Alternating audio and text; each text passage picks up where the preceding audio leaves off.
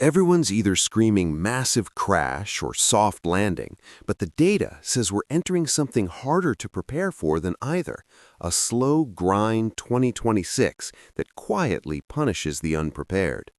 Recession odds are falling. American household debt just hit record levels. Delinquencies are ticking up. Markets are near all-time highs. How can recession odds be falling while household debt is at records and more people are slipping behind on payments? In this video, I'll walk you through 7 moves smart, quietly paranoid people are making before 2026 hits their wallet, not after. By the end, you'll know exactly how to set up your cash, debt, and investments so that if 2026 turns into a full-blown recession, you're ready, and if it doesn't, you're still ahead. One of these moves is the opposite of what most recession videos tell you to do. Skipping it is why people got hurt in 2008, even though they played it safe. Forecasters are seeing slower growth, higher unemployment, and rising delinquencies, even without calling a guaranteed recession. The window to prepare is months, not years. If you've ever refreshed economic headlines at 2 in the morning, wondering, should I change something before it's too late? This is for you. Quick note, this is education, not personal financial advice. Your situation is unique, so always double-check this with a professional before you make big moves. On one side, big firms are cutting their recession odds. JP Morgan lowered the chance of a 2025 recession to about 40%. On the other side, Americans' household debt is at record highs. Delinquencies on mortgages, credit cards, and student loans are edging up. You're not crazy if the vibes and the numbers don't match.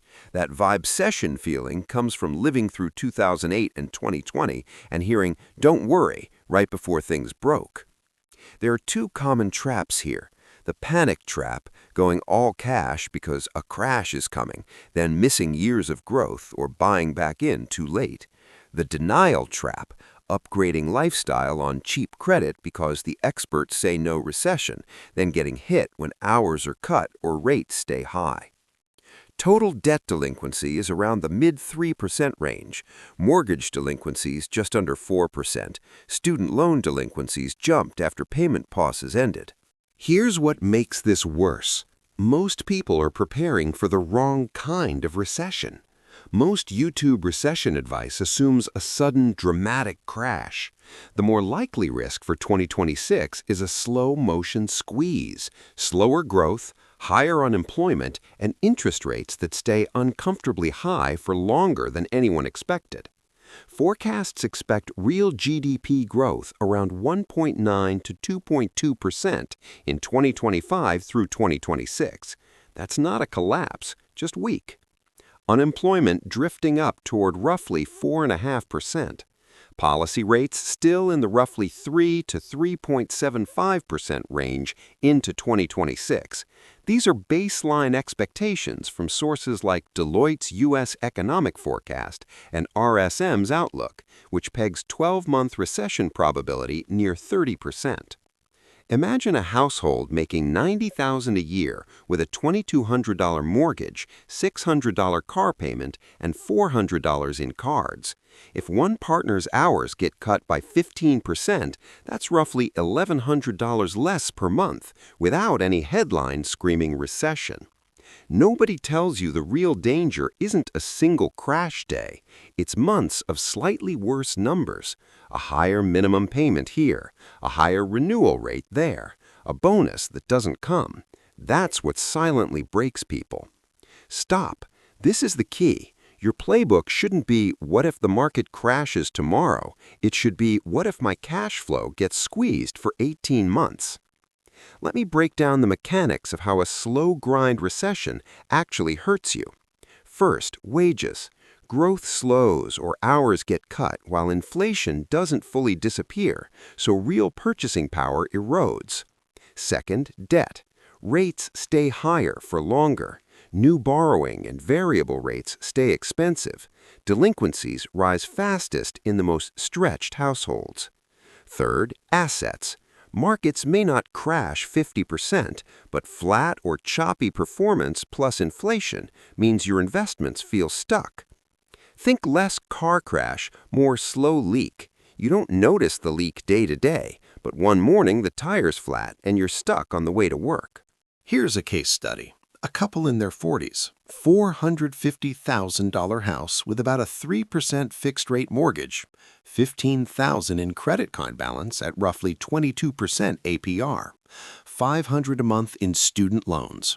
A small income decline plus rising card delinquencies can push their debt-to-income ratio into dangerous territory. Or take a single professional, 35 years old, making $80,000, renting, investing 15% into a 401k index fund, but with $10,000 in high-interest debt. Doubling down on investing while ignoring high-interest debt can backfire if job risk rises. Watch what happens if we just nudge unemployment up to 4.5% and keep growth at around 2%. Suddenly, a lot more people are just a few missed payments away from serious delinquency. You might think, if forecasts say no big recession, why worry? Because forecasts can be wrong in both directions. The point is not prediction, it's positioning.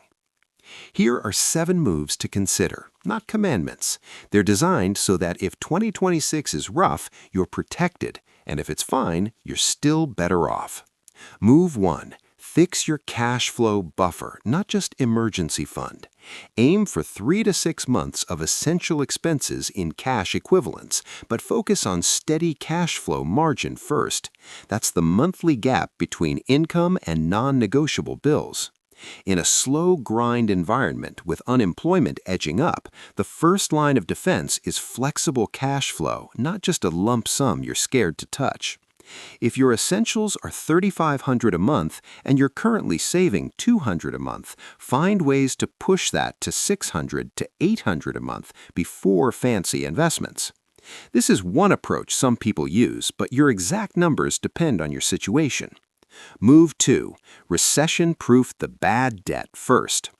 Target high-interest revolving debt, especially double-digit credit cards, using a structured payoff plan like Debt Avalanche.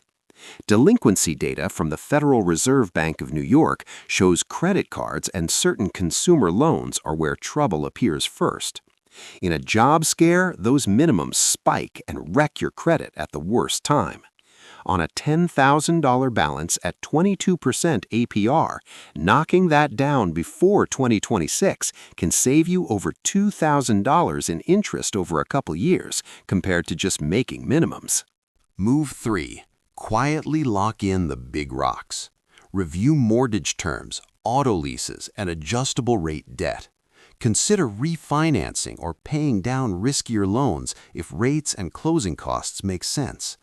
With policy rates expected to stay in the roughly 3 to 3.75% range and only gradual cuts, betting on much cheaper later can backfire. If you're on an adjustable mortgage that could reset several percentage points higher, the monthly shock in a weaker job market can be brutal. Mortgage Bankers Association data shows delinquency rates just under 4%, with more stress in FHA and VA loans. Now, here's the contrarian one. Move 4. Simplify investments. Don't nuke them. Instead of going all cash, shift to a boring, diversified core like broad index funds or a balanced allocation that fits your risk tolerance, and keep contributing if your job is relatively stable. Long-term data shows diversified portfolios, like classic 60-40 mixes, still have strong chances of meeting return goals, even in higher-rate environments. Vanguard research suggests the probability of long-term investors hitting something like a 7% nominal return has actually increased because bond yields are higher now. Again, this is general education, not a recommendation to buy specific funds. Your allocation depends on your timeline, risk tolerance, and goals. Move 5. Build an income resilience plan. This is under-talked about.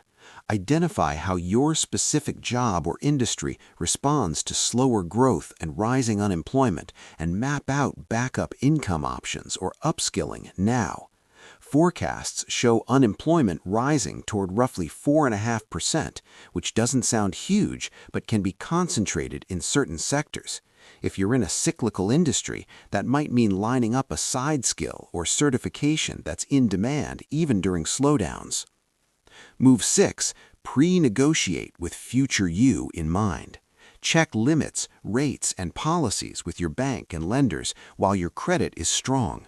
Know hardship options, forbearance rules, or refinancing paths before you ever need them. Many people wait until they're already delinquent. At that point, their options shrink and fees pile up. Lender policies and consumer protections exist, but you need to understand them early. Debt collection and reporting are regulated, and consumers have rights under federal law, but specifics depend on current rules and your state, so check official CFPB resources for up-to-date details. Move 7. Set a written recession playbook rule sheet. Write down rules like, I only sell investments if X happens. I pause extra mortgage payments if Y hits my job. I cut ABC expenses before touching retirement. In stressed conditions, emotions override logic. A pre-written playbook reduces panic moves that lock in losses. Someone who wrote, I won't stop my 401k unless I lose my job in 2008 often came out far ahead of someone who went to cash and never got back in. Now here's where this gets interesting. You can do all 7 moves and still feel anxious unless you fix one thing most people never think about during a recession. I'm talking about emotional and informational hygiene, what you consume and who you listen to. Because if your plan is built on TikTok doom scrolling and comment section advice, you'll abandon it the moment volatility hits. A lot of finance content is built to farm fear or views, not to help you sit through 2 boring, uncomfortable years. The industry and content creators get a few things consistently wrong: overpromising market timing or specific crash dates, one-size-fits-all advice, sell everything, buy this one asset, debt is always bad, without context. No one, Fed officials, big banks, or YouTubers, can promise you exactly what 2026 will look like. They can only give scenarios and probabilities. Here's what they won't tell you. A boring, diversified, long-term plan plus a strong balance sheet is terrible for clicks, but historically far better for actual families. Remember how we started with that split? Massive crash versus soft landing? The truth is, your outcome depends less on which headline is right and more on whether you've made these 7 moves before things get bumpy. The mindset shift is from how do I predict 2026 to how do I become the kind of person who's okay in almost any 2026. When you understand that recessions are a normal part of the cycle and that you can design your cash, debt, and investments around that, you stop doom scrolling and start quietly preparing. You don't need to fix everything this week. Pick one of the 7 moves and start there. The 2026 recession, if it shows up, won't belong to the people who predicted it. It'll belong to the people who prepared for it. 10 years from now, you'll either remember 2026 as the year you got lucky or as the year you quietly built a financial system that could handle almost anything. If this changed how you think about recession prep, I'm breaking down specific playbooks for debt payoff, investing, and job security in upcoming videos, so subscribe if you want practical, non-doom finance content. Take a breath, pick your next move from the playbook, and you're already ahead of most people refreshing headlines. I'm Yash. Thanks for watching. See you in the next one.